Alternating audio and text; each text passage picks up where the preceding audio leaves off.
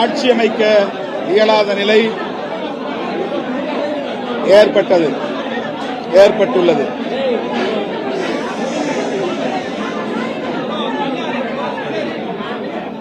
திராவிட முன்னேற்ற கழகத்தின் தலைமையிலான மதசார்பற்ற முற்போக்கு கூட்டணியில் விடுதலை சிறுத்தைகள் கட்சி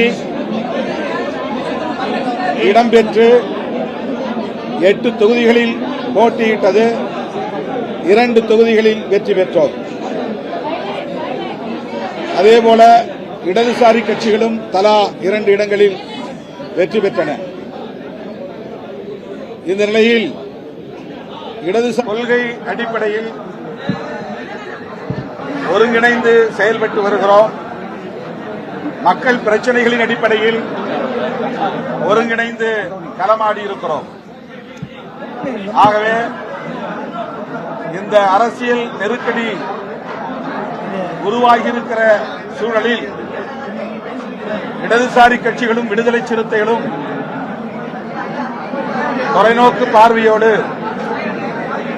எதிர்கால அரசியலையும் கருத்தில் கொண்டு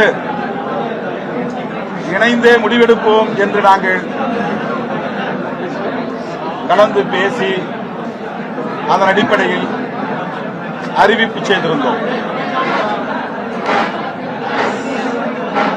இடதுசாரி கட்சிகள் இந்திய கம்யூனிஸ்ட் கட்சி மற்றும் மார்க்சிஸ்ட் கம்யூனிஸ்ட் கட்சி ஆகிய இரு கட்சிகளும் மாநில குழுவில் எடுத்த முடிவுகளை அடுத்து அந்த முடிவை ஒட்டி விடுதலை சிறுத்தைகளின் உயர்நிலை குழுவில் கலந்தாய்வு செய்து அவர்களின் ஒப்புதலோடு முடிவை அறிவிப்பதென்றும் திட்டமிட்டிருந்தோம். அதன்படி நேற்று 8ஆம் தேதி மார்க்சிஸ்ட் கம்யூனிஸ்ட் கட்சியும் இந்திய கம்யூனிஸ்ட் கட்சியும்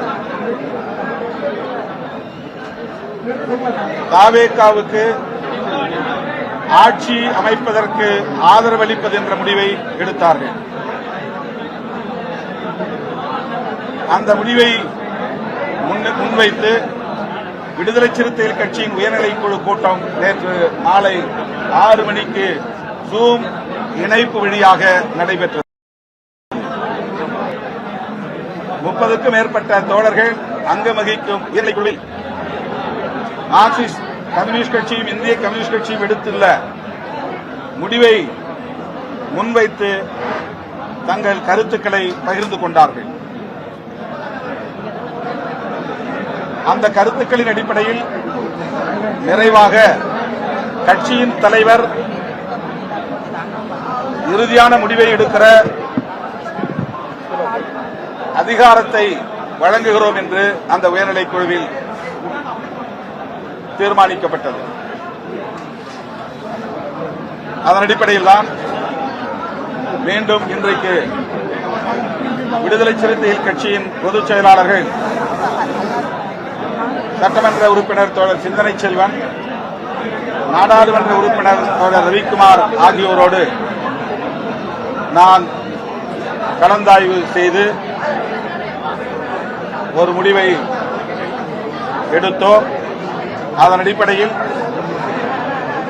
தாவேகாவுக்கு ஆதரவு கடிதத்தை வழங்கியிருக்கிறோம். தமிழ்நாட்டில் இந்த அரசியல் நெருக்கடியை பயன்படுத்தி குடியரசுத் தலைவர் ஆட்சி நடைமுறைக்கு வந்துவிடக் கூடாது, அதை தடுக்க வேண்டும் என்கிற அடிப்படையிலும் 108 இடங்களில் வெற்றி பெற்றும் ஆட்சி அமைக்க முடியாமல் ஒரு சிக்கலில் தாவேகா திணறிக் கொண்டிருக்கிற நிலையில் அவர்கள் ஆட்சி அமைப்பதற்கு விடுதலை சிறுத்தைகள் ஆதரவளிக்க வேண்டும் என்கிற அடிப்படையிலும் இந்த ஆதரவு நிலைப்பாட்டை நாங்கள் எடுத்திருக்கிறோம். அதாவது 2 காரணங்கள். தாவேகா தலைவர் விஜய் ஆட்சி அமைப்பதற்கு விடுதலை சிறுத்தைகளின் நிலைப்பாடு தடையாக இருந்துவிடக் கூடாது என்பதும் குடியரசுத் தலைவர் ஆட்சி முறை நடைமுறைக்கு வந்துவிடக் கூடாது என்பதும் நாங்கள் விவாதத்தின் முடிவில் எடுக்கப்பட்ட நிலைப்பாடாகும். இடதுசாரி கட்சிகளின் நிலைப்பாட்டை ஒட்டி நாங்கள் எங்கள் நிலைப்பாட்டையும் எடுப்போம் என்று ஏற்கனவே நான் அறிவித்திருந்தேன். அதன் அடிப்படையில் விடுதலை சிறுத்தைகள் கட்சியும் ஆட்சி அமைப்பதற்கு மட்டும் எங்கள் ஆதரவை நல்கியிருக்கிறோம். வேறு எந்த நிபந்தனையும் இல்லை. வெளியிலிருந்து எங்கள் ஆதரவை நல்குகிறோம். அவ்வளவுதான்.